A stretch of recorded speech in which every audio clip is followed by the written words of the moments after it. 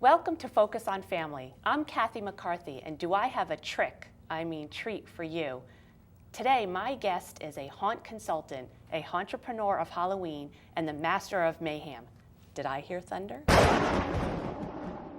He is an illusionist and specializes in all things Halloween. As a matter of fact, he designs and manufactures props, costumes, sets, haunted mazes, cemetery, and he even rents out fully functional mini haunted attractions. Today, he's going to show us home haunters how to create our own spooky spot with no tricks up his sleeve. Please welcome to the show Mr. Halloween himself, Angelus Perez.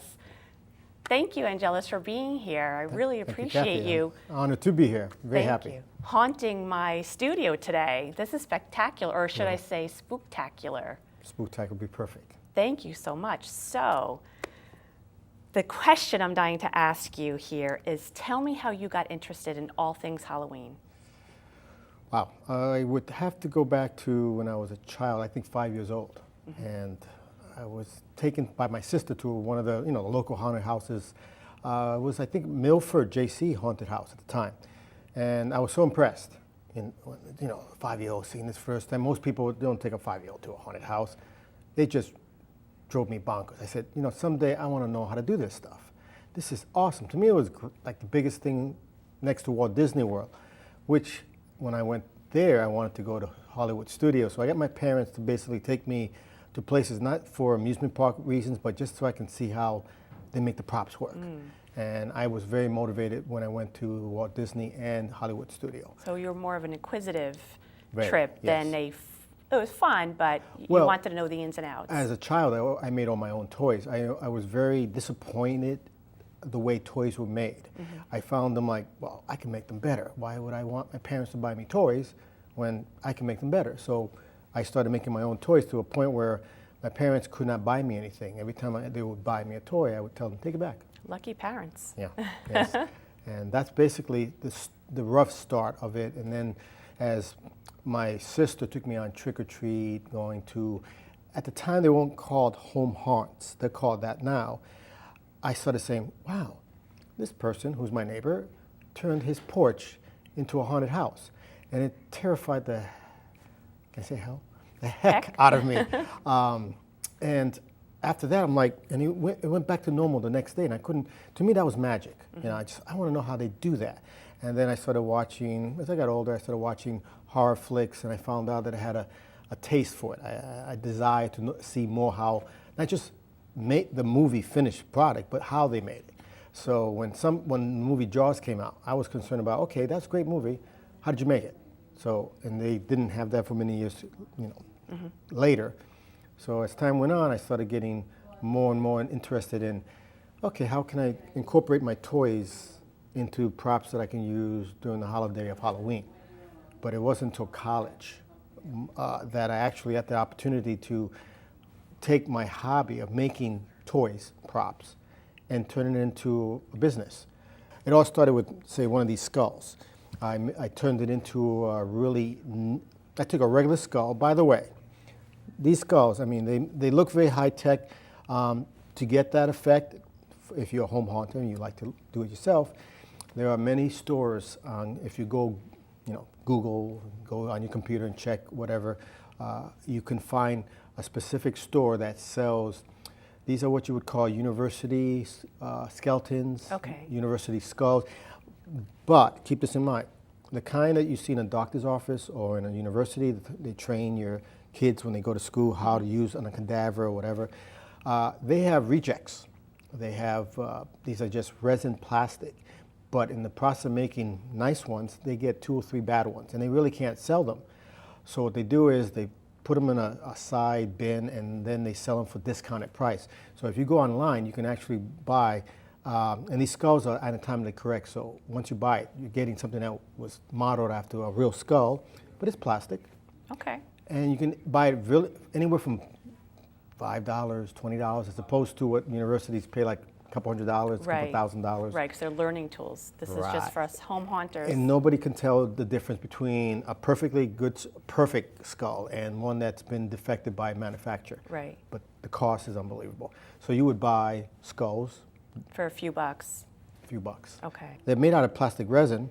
They're easy to manipulate with Okay. tools, power tools of any kind. So like, for instance, this pile of skulls over here next to you. If you have basic carpenter skills, or you know somebody can at least put a couple of boards together, nail them or whatever, screw them, you're just buying a few of the skulls. Okay. And this one is a finished product, but it's what we call aged in the industry. So how would you age something like this? You can take, what you do is you're making your own it's not a whitewash, but you're taking maybe a tan color, a flesh tone color, or any kind of brown color, and then water-based, Water-based acrylic paint? That'd be the best. Okay. Like acrylic, you can get it in any store, craft store. Exactly, and then you water it down, and how much you water it down is just an experiment. You play with it a few times, you figure it out, you become a master at it after maybe 2 or 3 skulls. I have to tell you one thing I did one time, and it was perfect. I went to a local hardware store, and I picked up some cheesecloth, and I had read that if you put some coffee grinds, like used coffee grinds in water, Yes. it kind of Stains murks. Yeah, Yes, and then I yes. threw the cloth in there. Yes. I let it stay for a few minutes, and then I let it dry. Wow. And then I put some holes in it, and I just threw it over some curtains. And here's an example awesome. using cheesecloth. People don't know this. Yes, that's one way to stain a cloth. I would use water-based for the skulls and then play around with it. You just do several layers, and before you know it, let it dry. It looks beautiful. Cheesecloth, nice. You can do so many things with cheesecloth. You can make fake curtains in the house with cheesecloth. This is after you age it, of course, or you don't even have to age it. You hang it up, you rip it up a little bit, and then maybe spot age some of it, not all of it, so it looks like some aged a little faster than others, or some were bleached by the sun. Another thing you can do really great, some people like to make like ghosts out of cheesecloth, decorate them over some kind of styrofoam head. So, Okay. Now, where would I get a styrofoam head? Again, you can go to Google styrofoam heads? Well, you can go to those same place, arts and crafts store. You can also Okay. go to your local. You may call them first before driving all around. You can people who do hair salons and all Oh, that. They'll right. tell you how to get them Okay. for you get a box Like for a beauty discount. shop or something. Beauty shop is an example. Good place, in fact. I Okay. recommend that. And then you can take the cheesecloth. A little trick: you take the cheesecloth and you wash it with any detergent. Okay. Make sure it's not the unscented type, not the ones that are like people with sensitive skin wouldn't buy, because the suffocants in that detergent actually has phosphorescent type properties to it. So once you wash it once, you put a black light on it, it glows. Oh, So wow. whatever you cover with it, or if you hang it like a spirit or like a ghost, Right. whatever you do with it, with a black light on it, you got something that looks like it's glowing with its own eerie, Wow. So you could hang that styrofoam head from, Yeah, put a little a screw on the string, top of it, exactly, and an eye hook. take a hanger and put the Okay. hanger, set it up as you push the hanger through the head, Okay. cut it of course in half, and then one piece sticking for the shoulders, and you just drape the Okay. the I've cheesecloth done over something it. like that too. I stuck a dowel A in dowel it, is and then I good, put a yes. pair of my kids' pants in it, a dowel in one leg, a Nice, dowel in the other yes, leg, and I stuck it out in exactly. the front lawn. I shoved newspaper in there, and then I put the cloth over that. Exactly. And the front yard had like these mini ghosts, and then you could put like little shoes. And stuff. now, It's if really you put cool. the cheesecloth over it after it's been washed, and you put the black light on it, it brings it to the next level. It just looks so cool. That's a great idea. And then some fog on the front yard. Fog, and yes, now I'll stick to fog right now since you brought it up. People love fog. I recommend there's 2 types of fog that you can get. This is called the ground fog, and then there's the regular fog that covers everything. That's fine, but when you're outside, the wind's going to already take it away, That was the question I was going to ask you. and so you want to No matter where I stand, the fog comes right in my face. Exactly, and what you want to do is get something that's going to have what they call a lasting effect. So what ground fog, which has been used in theaters, theatrical plays forever, can be easily, you can go purchase what's called a ground fogger. Any costume shop would have these equipment. And it's called a ground fogger. Ground fogger. Okay. Not to be confused with a regular fogger. You can tell the difference physically if you look at it. A regular fogger has like a little nozzle that squirts out the fog. The ground fogger has like a long mouth piece, low to the ground. And you're just using ice, putting ice in and then the fluid. The ice in the device chills the fog when it's being made while it's still in the machine. Regular ice? Yeah, regular ice cubes from the... So you don't need dry ice? No dry ice. Keep away from dry ice. Yeah, okay. We have replaced dry ice long ago. Okay, so speaking of fog, this beautiful creature here that is emitting some fog there, what exactly is that? And Well, is this something that we could make at home, or is this... Yes, in fact, this was inspired by my production director, and Michael Fortunato a while back said, let's get something that could be put together really simple, something that could be over the shelf, kind of equipped parts and all that. Well, look at it. Bird bath. You go to any place where like a nursery, any place, a home improvement store will have the bird bath. It's nothing but a piece of plastic. So plastic bird bath? Yeah, it's a plastic bird bath. Okay. Now, why it doesn't look like plastic is that you take a little bit of black spray paint, and from a distance, or gray, from a distance, you just Oh, you speckle it. speckle it. Okay. And it gives it kind of a solid marble look to it from a distance. Okay. Even in the light, you thought it was solid. Yeah. Just plastic, 2 pieces, doesn't cost that much, a few bucks. Then, again, you go to maybe a toy store, buy some of the rubber animals, Okay. as you can see it. Some plastic ivy? I see. Exactly. Well, that plastic ivy, you go to a arts craft store, whatever. Mhm. and then the skull. Now, don't let it fool you. Even though it's really high tech looking, what it basically is you can go to any store that sells statues of skulls. It could be even fish. Places where they sell fish, because aquariums have right. these and they put them in. Okay. So you just want to get a skull. You don't care Okay. what. And then you're going to do a little surgery to it. You might want to cut the back out, which I Okay. cut the top out. And what I've done and placed inside it is called, they're called atomizers, it's misters. Okay. They're really small. And what they Right. do is they shake the water up Yeah. and create instant fog, which is ground fog. You see it's going down. Okay. With water vapor. Does not use any chemicals whatsoever. It's totally safe. Wow. Can't hurt yourself. Small children can be around it. So you and- can use it inside? Inside, outside, you name it. The thing I would tell people, since it is water, make sure it's near some place where if the water condensates down, it won't damage anything that's Okay. water resistant. But beyond that, yes, if it's going to be near a carpet, I would put, it takes hours, but you put a plastic bag in the bottom, black. Outside doesn't matter. And you take a piece of wood, 2 pieces, X them to make the base more stable. I see, so it's stabilized, And right? and tie wraps. Make Okay. drill holes little. Yeah. So the most tools you're going to be using is tie wraps, a drill gun, and glue, glue gun. With the Okay. glue. That's about it. No, it's glowing. Oh, well, the misters. Some of the misters now they come either just misting water, or they come with their own lighting now. This is the same device. So the mister is the light itself. Some of them are very fancy. So if you really want to wow, the kids down the street, you can get one that's remote control, and you can change the color. Back and That forth. is really cool. I like that a lot.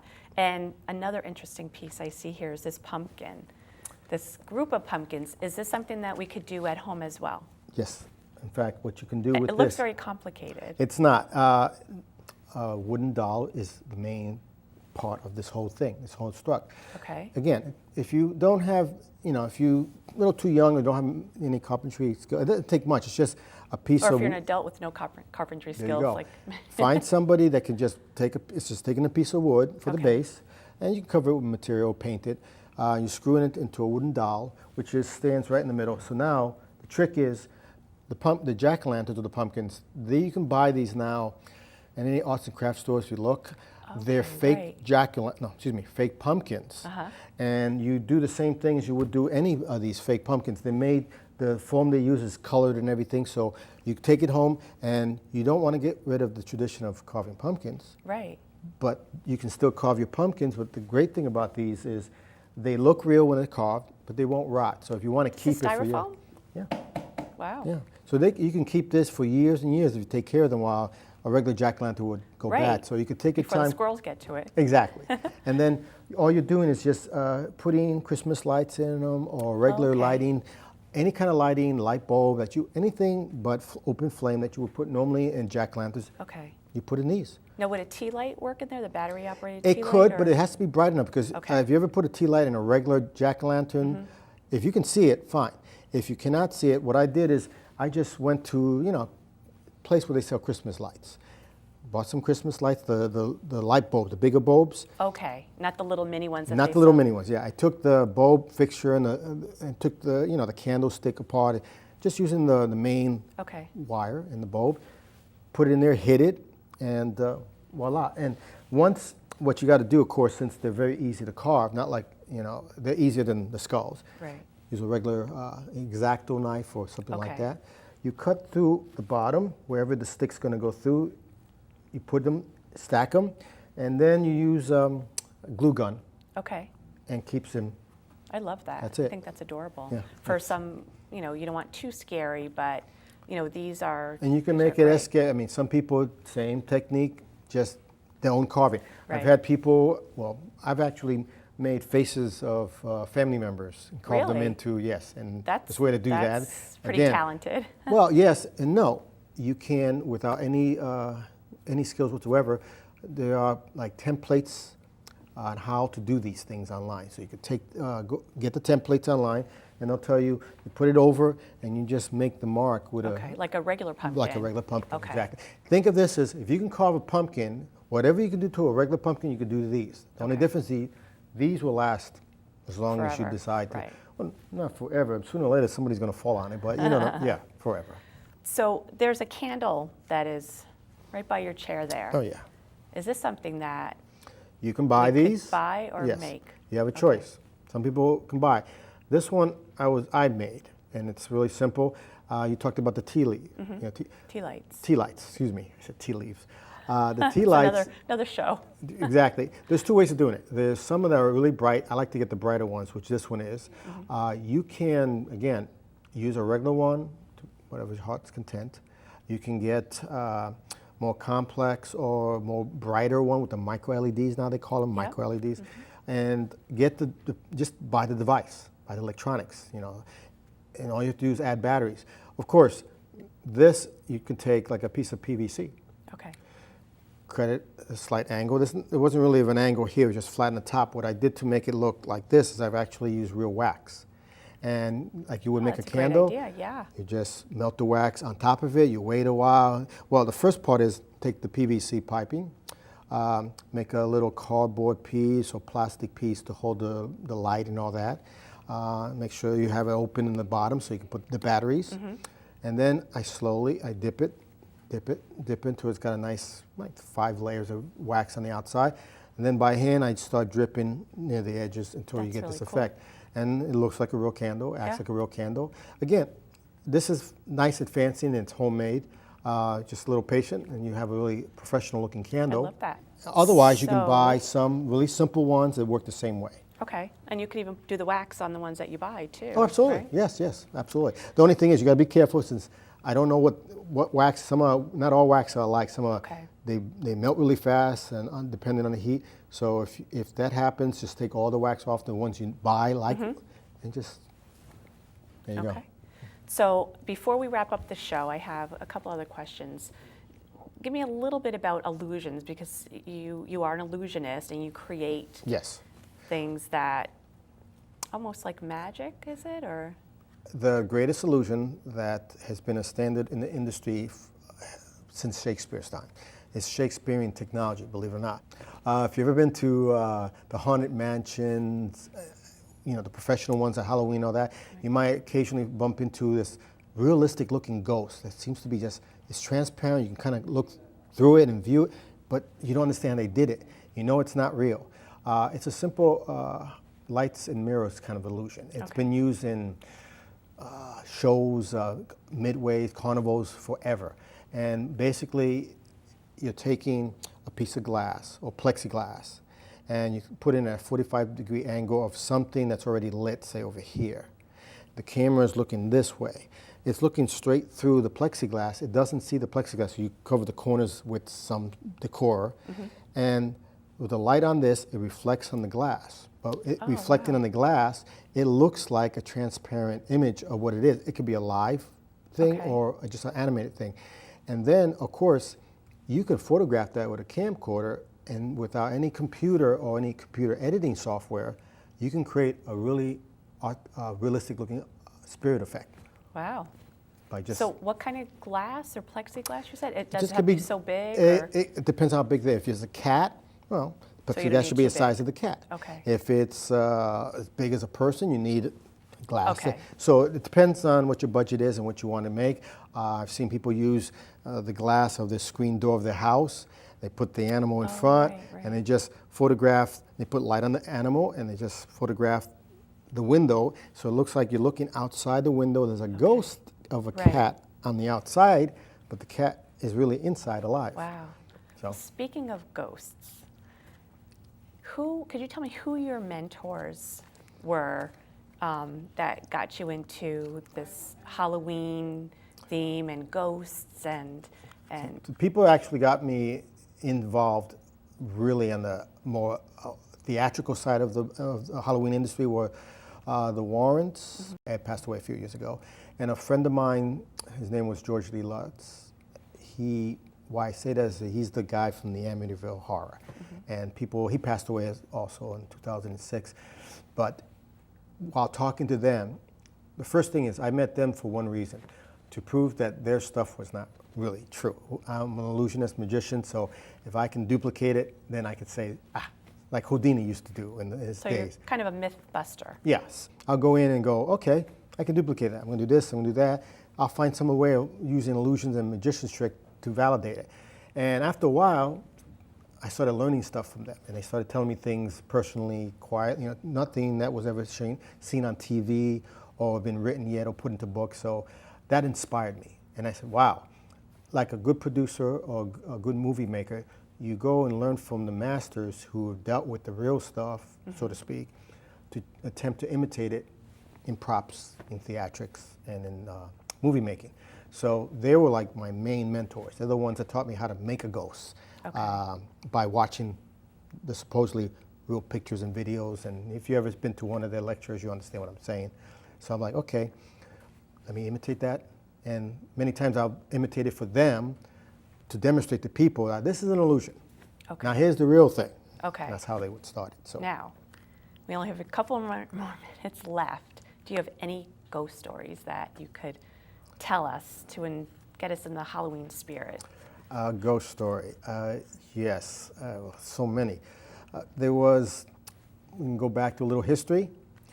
There was a story, this is a true story, it's based on, it's also part fable because we don't know how much of it is historically accurate and all, but it's based on the reality.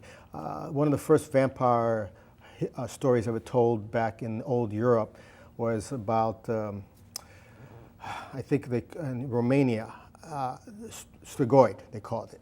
And what the Strigoi was actually a spirit-like, demon-like monster that took over a dead corpse, animated, and went around. I was a traditional vampire. Well, in this process, a person came one late night to a family dinner get-together, and the head of the house was very nervous. Everybody else seemed calm, but he was very nervous when he let this guest in. And in those days, people wandering late at night, trying to get to one village, they need some lodging, help, or food. So they let him in. Hospitality was big back then. But he was very upset. And then everybody was going to bed one by one, and all that was left was the host and the person who came out of the night at the table. Next day, they find out that the host is on the table dead. And they didn't understand, maybe, natural causes, anything could have happened. And they found he seemed to be drained of blood. And when they started looking for the stranger, they couldn't find the stranger. So what they did was talk to the kids and families. Did he look familiar? Did you recognize him from some other village? And they said, one recognized it, was a housekeeper, and said, reminded me of his father. Oh, well, let's go talk to his father. Oh, his father passed away 10 years earlier, so can't talk to him. So being very scared and superstitious at the time, they decided, well, maybe it was Strigoi. Let's go exhume the body, dig a bit, dig it up.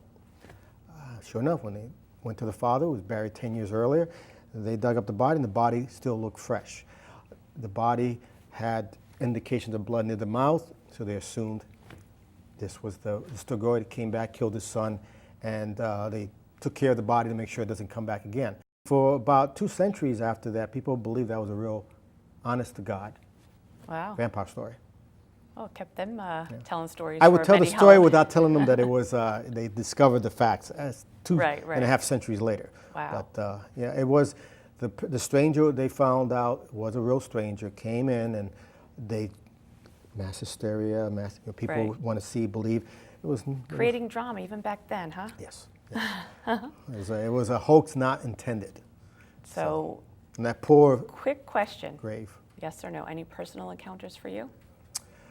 Yes, I've had my encounters. I've had my experience to know that there is more out there than meets the eye.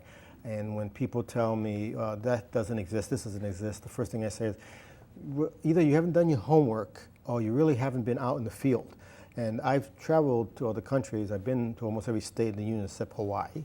And from my observation, you really have to be out there to really experience. There is stuff out there. Right. It's amazing stuff out there. Like Shakespeare said, it's more the heaven and earth ratio that can be dreamt up in your philosophies. That's an understatement from the stuff I've seen. Yeah, I've seen the hoaxes and I've seen the illusions, and then there are things that Can't explain. I can't even duplicate it in my wildest dreams. Well, we're going to have another show. Absolutely. That'd be great. Okay. Well, I appreciate you being here with me today. This My is honor. phenomenal. I appreciate you having me here. It's really great. Thank you. Thank And you me so bringing much. my toys and sharing it with the families. Yeah, I appreciate it. I So hope it gave us a some- lot of great information. I hope the kids have fun this Halloween. Thank you. And this gives them some kind of ideas how to put some of these I'm things looking together. forward to getting my house all spooked out again this year. So thank you. I appreciate it. You're welcome. I'm Kathy McCarthy. Thank you for being with me on Focus on Family. Until next time, happy haunts.